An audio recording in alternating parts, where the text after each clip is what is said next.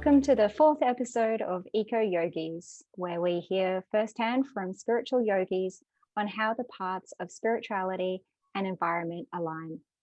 My name is Lauren, and the series is brought to you by the Brahma Kumaris. Today, I'm pleased to welcome to you our very special guest all the way from France today, Sister Valerian Bernard.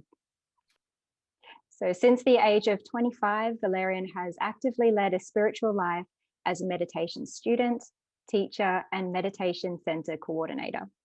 Valerian is the representative of the Brahma Kumaris at the United Nations and has been involved in the ecological movement for almost 30 years now, promoting sustainable development and raising awareness on climate change.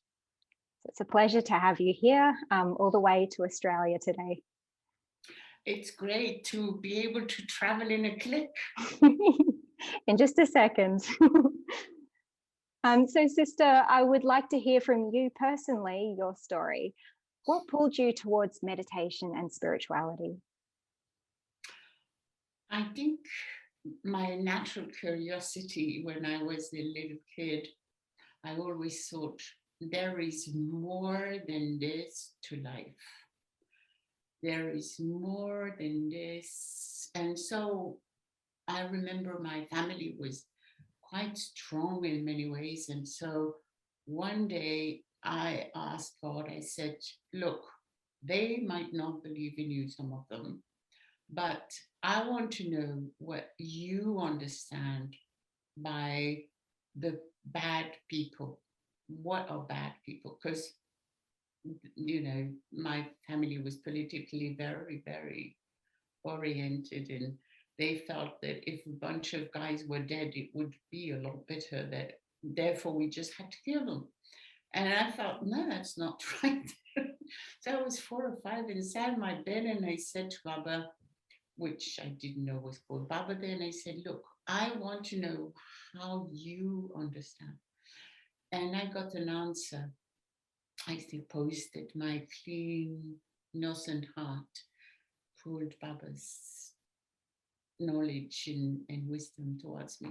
So as you see, it was always part of my understanding that there was more to life than just what was visible about it. That's beautiful. Mm-hmm.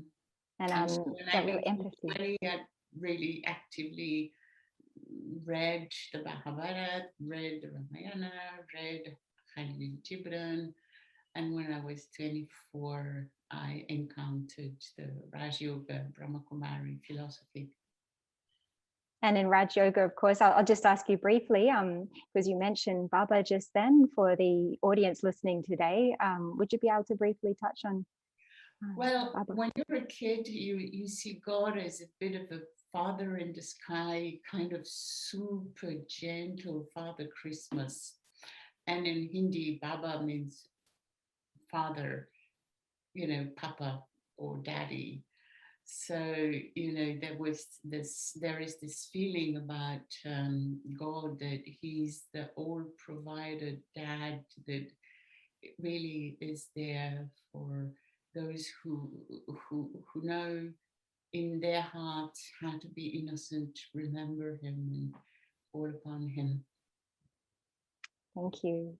And so I'm curious then, you've also been very involved with the environment. So how did you get pulled to become involved with that, especially from a spiritual perspective?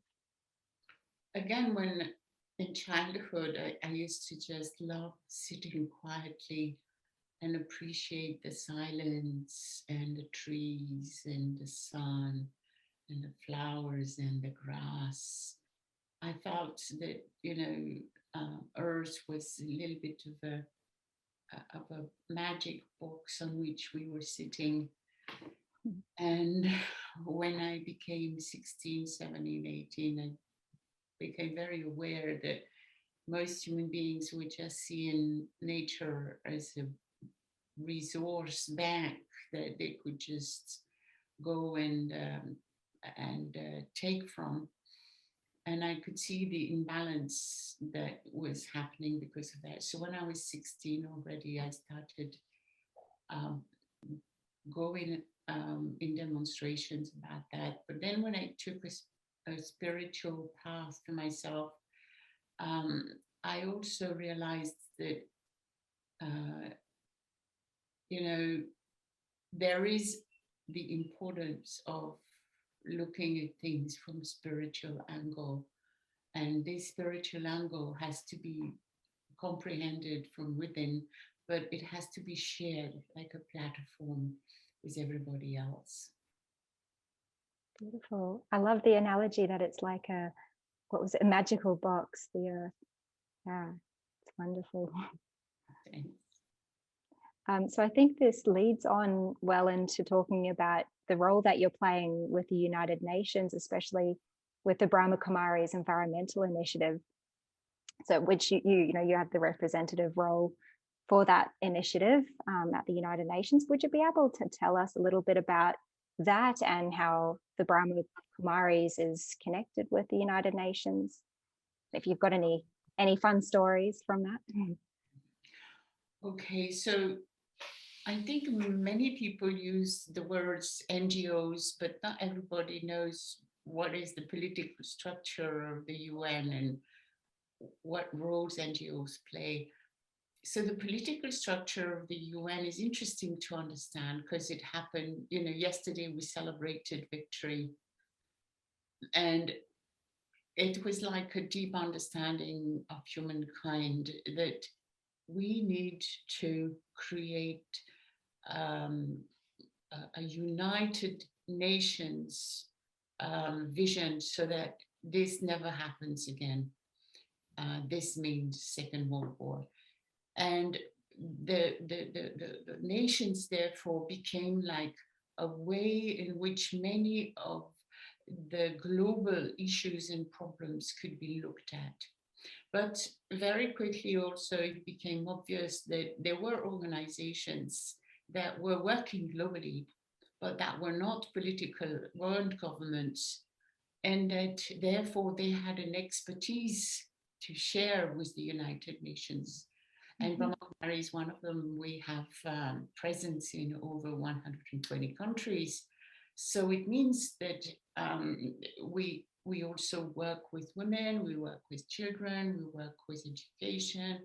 We have a vision and a work also with environment, as we're seeing today. So it became obvious that these special organizations, non-governmental organizations, had a role to play. So Brahma Kumari got their status of a general consultative status at the UN, which is a good status. Really, not many organizations have it. At that time, I think only 50 or 60 had it when we got it in the 80s.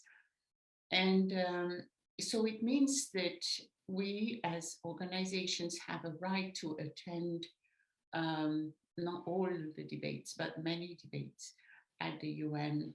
And we also can present declarations that will be part of the documents of the Human Rights Council, because that's where I'm based, it's Geneva, or the General Assembly in New York. And we also have the right to deliver oral statements, which will be read within the assemblies.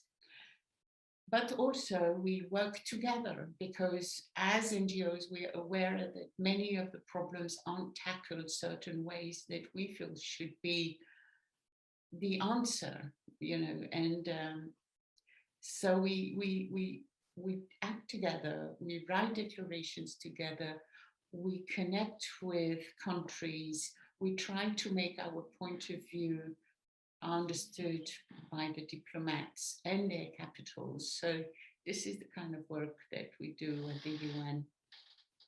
Thank you. No, I think that explains a lot, because to everyday people, we don't necessarily hear the day-to-day, what happens, how different NGOs are involved. I was wondering if you had any stories from that, from how the Brahma Kumaris as an NGO, what they've been able to do with the different government organizations I know yesterday you'd mentioned one, if you'd like to share, for example, consciousness and climate change. Okay. Yeah. So we became present on the climate change front since Copenhagen, which was a major conference regarding climate change. And so we've been there for over 12 years now, regularly.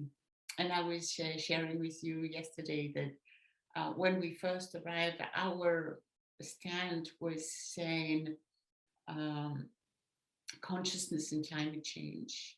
And most delegates from countries, but also from the UN itself or for other NGOs, would come and say, consciousness and climate change?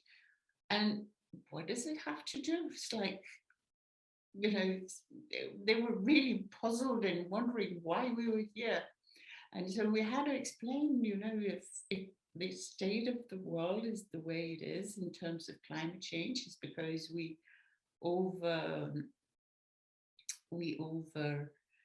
produce, we over consume, we over buy, we want to earn more money. So there is selfishness, there is greed, there is violence, there is indifference in terms of balance and well-being. It's a problem of consciousness. And we say, oh yes, it is. So that was a very interesting way to move into the climate change debate for us. It certainly is. And another little story, you know, since I've been present in Geneva, because that's where I'm based, we realized over 15 years ago that climate change was going to be something that would really deprive people of their human rights.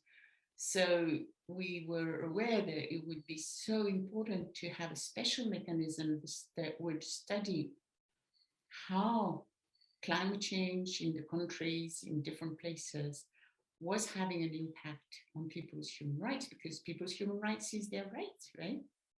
So at the beginning, it was very difficult because, you know, the UN is like, human rights is human rights, climate change and climate change. Climate change is happening in Bonn. The UNFCCC takes care of that. And human rights have been taken care of in Geneva. The Human Rights Council is taking care of that. We don't want to, you know, but we wanted to make a bridge. And this year, it looks like the bridge will finally happen. But it took like, you know, 12 to 13 to 14 years of work, making people aware, speaking about it, connecting with the diplomats, creating side events and webinars. And so that's the job that NGOs do, that Brahma Kumaris does. That would take a lot of patience, but the reward's certainly worth it. And a vision, you have to have a vision. Yeah. You have to keep at it. Because countries, you know, they're not like little children who change their mind every second. Governments are quite stable in their positions. So true. So talking of the different groups that you've been involved with over the years, another one that you've been heavily involved with is the interfaith group as well. So can you tell us about the work that the faith organizations do for climate change and the environment? Sure. So first, let me again come back to the UN setting. One of the important things is to see that the UN itself, if there's one little organization called Brahma Kumaris that says something, they're not going to pay much attention. But if you get a bunch of organizations that agree together that this is important, that this has to be looked at, and we kind of bring the many people behind us of these many organizations, then we are representative. You know, we represent a good bunch of people.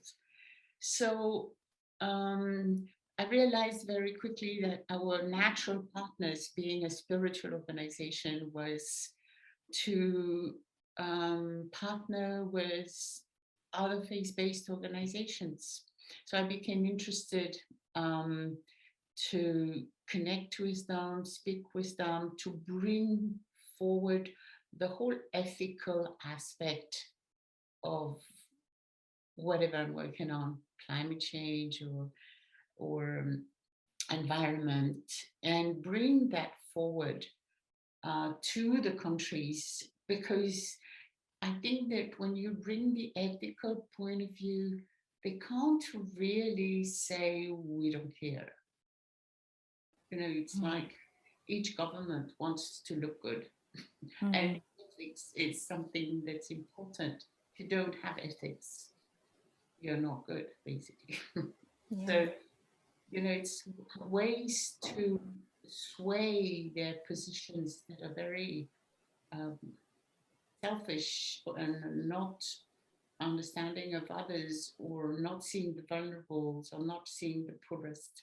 So naturally, I became part of these groups of interfaith and started connecting people together. And I love that. I love connecting people together. So this is one of my jobs. Oh, wonderful. Thank you. Another, I guess, thing that I know you've had a lot of experience in as well is working with the vulnerable. And it's really a theme, I guess, is all these humanitarian and ethical things. So I know that you've worked as an educator for young people under protective orders.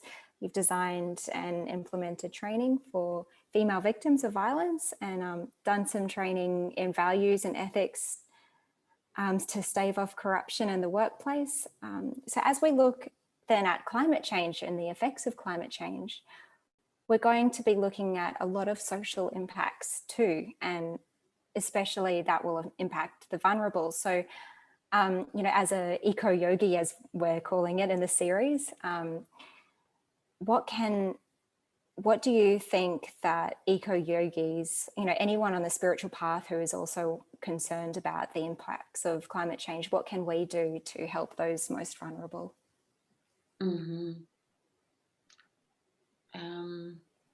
First, let me say that I think it's much of my own personal family background. My grandparents were freedom fighters during the Nazi governments, the war. My grandfather never got caught, but he got killed very little after the war. Oh. And my grandmother was put in jail. So I have a strong background of caring. You know, my family used to care for everyone, you know, and that's why they were doing what they did. So I think I inherited with my cultural family culture, I inherited a lot of that. And caring for others was something that I felt made sense. You know, I think that people who have a life that doesn't make sense often is because they don't have enough love for others. They don't care enough about others. And then they start wondering about the value of their lives. And if your value is very connected to the value you give others, actually. So I suppose that for me, being a yogi means being able to connect to the highest possible source of love, source of wisdom, source of generosity and kindness and purity and beauty. And I feel that this is really something that we're so lucky, those who are yogis, that we've had the sensitivity to open up and be able to catch these vibrations and understand and appropriate to ourselves this energy. And I think that for me, it makes sense if you share, if you pass it on, if you open it up, if you start thinking about how everyone on earth should really have this privilege. I'm not, you know, anything really different than anyone else. I one of us, and we are family, a human family. So I think this vision is very strong for me. And for me, I look also on nature. There is this Indian concept of Purush and Prakriti. Purush is the observer, the spiritual sparkle, and Prakriti is nature. And they together play a role. Purush by himself can't. Prakriti by itself is also not active. So the two together, but if Purush is under the influence of Prakriti, and Prakriti then is under the influence of Purush, then there is imbalance. And in the same way, I love the concept of the indigenous people who see Pachamama as Mother Nature, who is so generous that we have air, we can breathe, we have water, we can drink, we have bodies to express ourselves. So therefore, I feel that this generosity of human family, is also family with nature. I am nature. This is nature. Should also be there. So the concern that I have for life should be extended to Mother Nature. Thank you. So I'm hearing, this real theme of it's coming from our consciousness of how we view things and value things and appreciate things. Tying that in before, as you were saying, consciousness and climate change. It extends to the human family as well. That's beautiful. And the consciousness, the more I will do my inner work of refining my understanding of consciousness, but I will also refine my relationship with consciousness. And I will refine also how I treat, how my relationship is with myself, with the source of love, and with nature. The more these relationships are aligned, the more I think we can bring some harmony back on our planet very strongly. And this probably leads well into the next question. What impacts have you seen that Brahma Kumaris have had in the environmental arena, and what do you think that they can offer, uniquely in that space? I think that the whole topic of consciousness, as I was telling you in the beginning, was totally absent of people's mind when looking at climate. I think that this has become more and more a verified truth. We also have brought, not only us, because we work, I think awareness develops in waves, and you can't write your name on a wave, it's just bigger than you. So I think the Brahma Kumari are part of this wave of awareness building, of spiritual awareness building, of spiritual awareness of the care we have to have for one another. But of course, the Christians, the Muslims, the Islam relief people, the Catholic movements, some of them are brilliant in their humanitarian work. But we somehow bring spiritual into our work in a unique fashion that I think has, influenced and tainted the work. And as I was saying, when I first arrived in Geneva, no way was a mandate on climate change and human rights going to happen. And this year it's happening. So it's not a spiritual impact I've been having, but because of the spiritual awareness and bringing the spiritual aspect of ethics and morals, you manage to get people to understand that they cannot not act on that. And also I feel, just another thought that's come to me as you were saying that is, when we do these actions, it's also about, how we do them, where it's coming from in here, or in here in the heart, you know, our intentions as well. So yeah. Intention is at the heart of it all. As is the seed, I guess, as is the fruit. So, oh, congratulations! That's great news. Well, after the wave. Yes. Wave. So I guess looking forwards then, where would you like to see the work that you do in relation to the environmental initiative? Where would you like to see that go in the future? That's a very good question. It's a visionary question. I am not sure how much of a visionary I'm going to be in my answer, how far my eyesight goes into the future. But I see that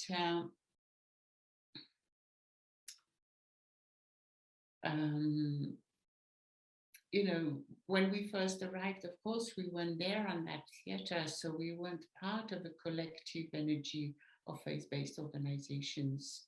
And now we are. So in a sense, we bring the ingredients of spirituality that we practice into it.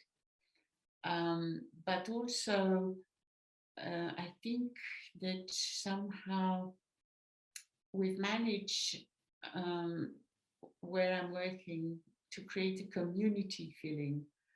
And I'm trying to do that in many different ways. And I think that this community feeling is very important for the work and the future of our work.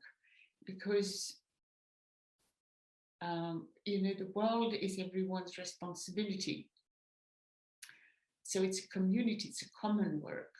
And now we speak at the UN in language of the commons, you know, I don't know if you've heard of it, but it's like the air is a common, the earth is a common. You know, you can't say countries or air because it travels around. It's so I think that this kind of understanding is spreading, of spiritual understanding is probably spreading in many different ways. And I can see many people who were very protective of their own organization, and I would say maybe excluding others, are now opening up. So I think that this is probably something that will happen in the future more and more. And so our initiative is also happening on the ground. As you know, I think next week you'll have the interview of the person who's doing a lot of work in Australia itself. So you'll have the possibility of seeing how things happen locally, which is really interesting. And one of the things they've done in relation to your question is also write some meditation commentaries and record some meditation commentaries on serving the planet, on serving the elements, because I feel that it has to be balanced. There is the political aspect of work, which is sometimes heavy, but I had to do the other part, because sometimes, you know, you come and you hope countries will take decisions that would guarantee a better future for many, but they don't. And you know the consequences. You studied the science, you studied the implications, and it is heartbreaking. So that's why I've also balanced this into this work on the environment, the planet, doing things. So I think that in the future, probably also this is something very important. We live on a sacred planet, and the whole matter is sacred when we remember that it is. I don't know if I answered your question. Oh yeah, definitely. And actually, we had here in Australia locally, we had a local conference of youth just a few months ago in February, you know, which is related to United Nations, and one of the themes out of that was really a huge theme on the importance of community. So hearing you talk about, involving community and that we're thinking about the common, it's, it's just reminding me of that and how much people do value that. So, so I have one last question for you before I'll ask you if you can do a guided meditation for us. So for this last question, as you know, many people out there who are involved in helping the environment, they come across a lot of challenges along the way. So I was wondering if you have any tips or any messages of hope that you would like to share with them. Thank you. I think that it is important to remember that each one of us is more than it looks. What I mean by that is that sometimes we are faced with very unjust, unfair realities, a lot of violence. I know that every year a lot of activists in the environment field are killed. So it is a violent world and people try to do their best. But I think that it's so important to remember that I have to look at the relationship I'm creating with myself, the scope of my understanding, and how much I bring into myself what I want for the world. Because we want our planet to be healthy. But do I care for myself in the same way? Like, am I caring for my inner health, my inner well-being, my compassion? Is it, how much am I treating myself with compassion and care and love? And very often we are concentrating out there. This has to happen. This needs to change. And I think my message of hope is to say, take time for yourself. Take time for yourself and see that you bring to yourself what you want for the world, because that will make you a far more powerful microphone into the world, a far bigger light into the darkness, a far more inspiring voice of love in the wilderness. So yeah, I think this is very important. And then also part of hope for me is to remember that the individuals we're dealing with who are not taking the right decisions, who are very influenced by their own greed and selfishness, they're suffering themselves. We have to have compassion for these people, because if I don't learn the compassion for these people and I'm just angry with them and I'm just negative towards them and I'm just wanting them to go away, which I understand fully because, it has happened to me too, I'm not going to be able to take the right decisions for my own mind and for my relationship. So I think that by understanding that people who are taking wrong decisions are selfish, yes, but they're caught up into a far more complicated thing of a web of a bad spider that is affecting them. So if I see things like that, when I address to some people who are really not kind, not taking the right decisions, I remember that. And then they kind of start listening to me a little bit. They open up. And that's what's needed. We need people to open up.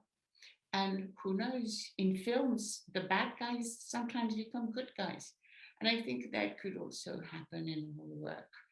But we really have to be able to see them as potential good guys, because otherwise they just kind of fight us.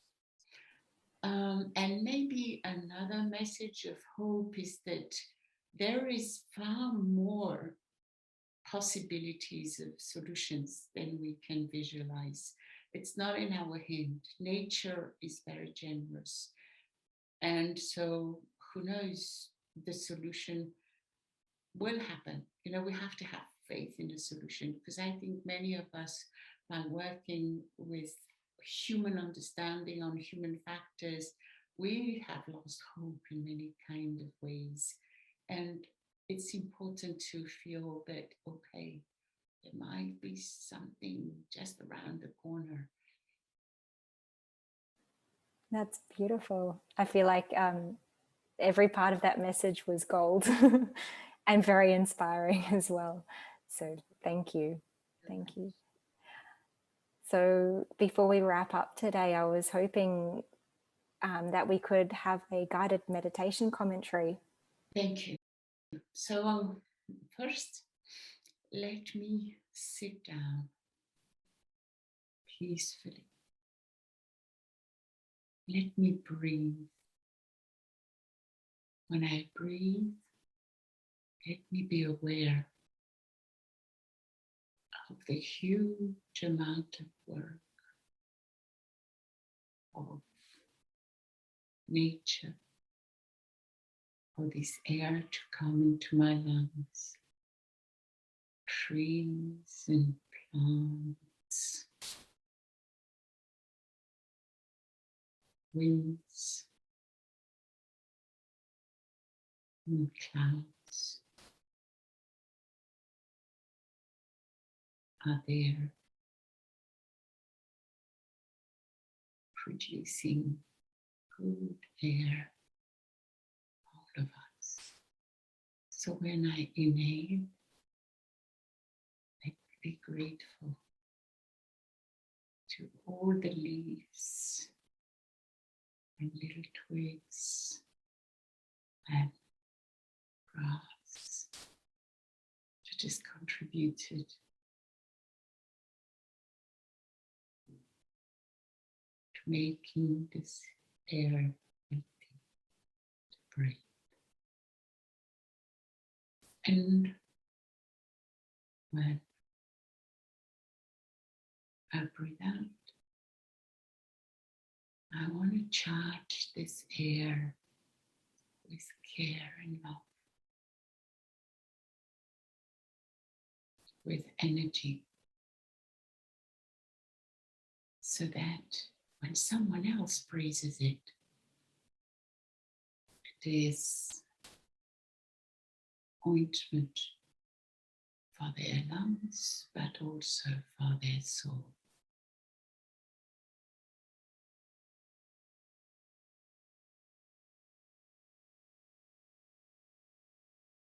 Now, when I breathe in, let me be aware of the sacred space of my awareness. Let me be aware that I'm creating within myself very unique space in the now moment. Let me include in this space love, care, peace, and bliss.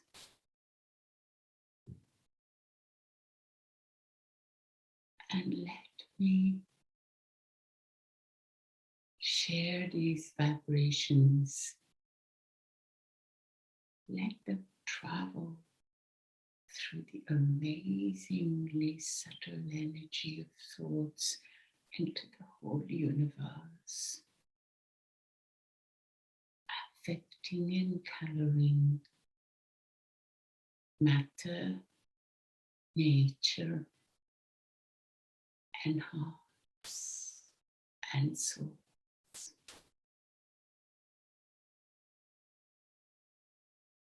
Each one of us as a small fabric of beauty in his heart, in this special place of the soul. I cook the vibrations I share with the world.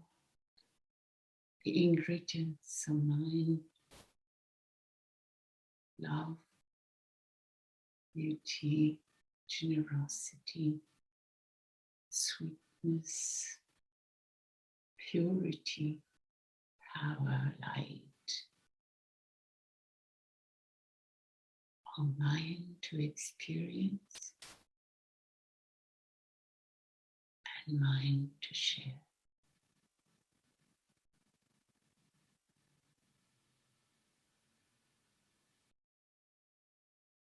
In this awareness, I am aware of this very unique dimension where there is a spiritual constant source of love and power accessible to my mind, accessible to me. And I can drink in the source, quench the thirst that has been with me forever. Love, peace, light, is there unlimitedly. And I just take and share these sacred vibrations with nature, trees and the rain, birds and the dolphins,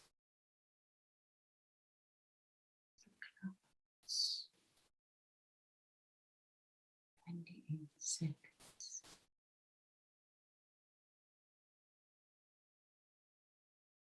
forests, the cities, everything can be penetrated by beauty, by spiritual energy, whenever I want. I sit and connect and share.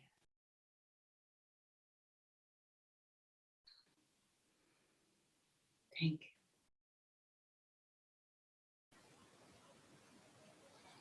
Thank you again, Sister. It's been a pleasure.